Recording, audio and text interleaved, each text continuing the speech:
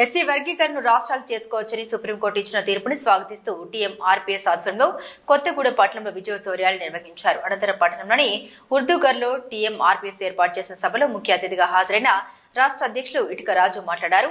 ఎన్నో సంవత్సరాల పోరాటం ఫలితంగా సుప్రీంకోర్టులో నడుస్తున్న ఎస్సీ వర్గీకరణ తీర్పు రావడంతో మాదిగలంతా సంబరాలు చేసుకుంటున్నామని, మాదిగలకు 20% రిజర్వేషన్లను తెలంగాణ రాష్ట్ర ప్రభుత్వం కల్పించాలని, చట్టసభలకు స్థానిక సంస్థలకు జరిగే ఎలక్షన్స్ లో ఎస్సీలు కూడా పోటీ పడే విధంగా రాష్ట్ర ప్రభుత్వం అవకాశాలు కల్పించాలని రాష్ట్ర అధ్యక్షుడు ఇటుక రాజు డిమాండ్ చేశారు.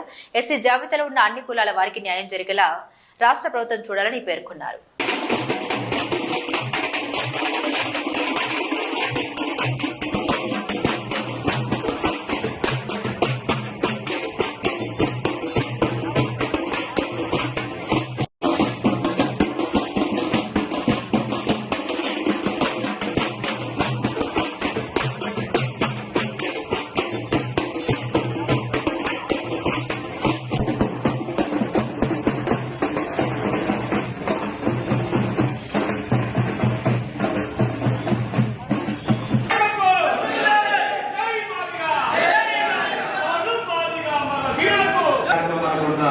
ఇబ్బంది కలిగించింది, ఆలస్యం మరణించాలి.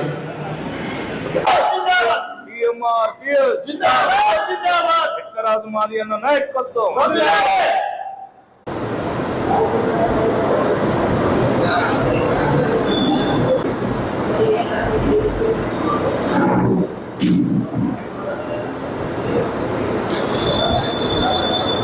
ఖమ్మం ఉమ్మడి జిల్లా మరి కొత్తగూడెం జిల్లాలో ఈరోజు విజయోత్సవ సభ నిర్వహించడం జరిగింది. విజయోత్సవ సభ ముఖ్య ఉద్దేశం ఆగస్టు 1వ తారీఖు సుప్రీంకోర్టులో ఉన్నటువంటి 6 మంది ధర్మాసనము ఎస్సీ వర్గీకరణ రాష్ట్రాలు చేసుకోవచ్చు, రాష్ట్రాలు చేసుకుంటే దాన్ని ఆపొద్దు, రాష్ట్రాలకు అధికారం ఉందని చెప్పి తీర్పు ఇవ్వడం జరిగింది. మరి ఆ తీర్పును స్వాగతించడం, దేశం మొత్తం మీద ఉన్నటువంటి మాదిగ ఉపకులాలతో పాటు రిజర్వేషన్ అందని కులాలు అన్నీ కూడా సంతోషించాయి. మరి మాదిగ ఉపకులాలతో పాటు ఎస్సీ వర్గీకరణ రిజర్వేషన్ అందల కులాలకు కూడా అందుతుంది. కాబట్టి మేము దాన్ని అనేక రకాలుగా సుప్రీంకోర్టు తీర్పు రాకముందు 94 నుంచి 2000 వరకు వర్గీకరణ మీద పోరాటం చేసినాం. 2000లో చంద్రబాబు నాయుడు ముఖ్యమంత్రిగా ఉన్నప్పుడు 2000లో వర్గీకరణ చేయడం జరిగింది. 2000 నుంచి 2004 వరకు వర్గీకరణ ఫలాలు మేము అనుభవించినాం. రాజశేఖర రెడ్డి ముఖ్యమంత్రి అయిన తర్వాత వర్గీకరణ కొట్టేసిరు.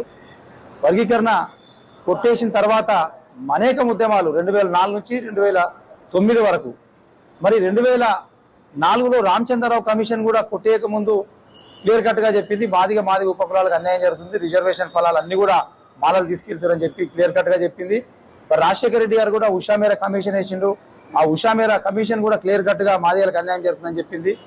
మరి ఈ కమిషన్ల ద్వారా వర్గీకరణ జరగకపోవడం, పంజాబ్ హర్యానా వాళ్ళు సుప్రీంకోర్టుకు వెళ్ళడం, మరి సుప్రీంకోర్టులో 2020లో అనిల్ మిశ్రా, ఇందిరా బెనర్జీతో కూడినటువంటి బెంచ్, 5 మందితో కూడిన బెంచ్ ఎస్సీ వర్గీకరణ రాష్ట్రాలు చేసుకోవచ్చు. 2004లో కొట్టేసినటువంటి ఈవి చెన్నయ్య పిటిషన్ కూడా పునర్పరిశీలన చేయమని హయ్యర్ బెంచ్కి పంపడం జరిగింది. మరి హయ్యర్ బెంచ్ 2020 నుంచి 2024 వరకు వాదోపవాదాలు జరిగి 2024 ఆగస్టు 1వ తారీఖు 7 మందితో కూడిన ధర్మాసనం మరి ఒక జడ్జి మాకు వ్యతిరేకంగా చెప్పిన 6 మంది జడ్జిలు ఎస్సీ రిజర్వేషన్ల వర్గీకరణ చేసుకోవచ్చు, రాష్ట్రాలకు అధికారం ఉందని చెప్తూ ఒక్కొక్క రాష్ట్రంలో ఒక్కొక్క రకంగా జనాభా ఉంది కాబట్టి రిజర్వేషన్ ఫలాలు అందని కులాలకు అందాలంటే ఏబిసిడి చేసుకోవాల్సిందని చెప్పి జడ్జిమెంట్ ఇవ్వడం, తీర్పు ఇవ్వడం. మరి ఆ తీర్పును స్వాగతించి మేము విజయోత్సవ సభలు మొన్న నారాయణపేట జిల్లాలో, మహబూబ్నగర్ ఉమ్మడి జిల్లా, నారాయణపేట కొత్త జిల్లాలో జరిపాం.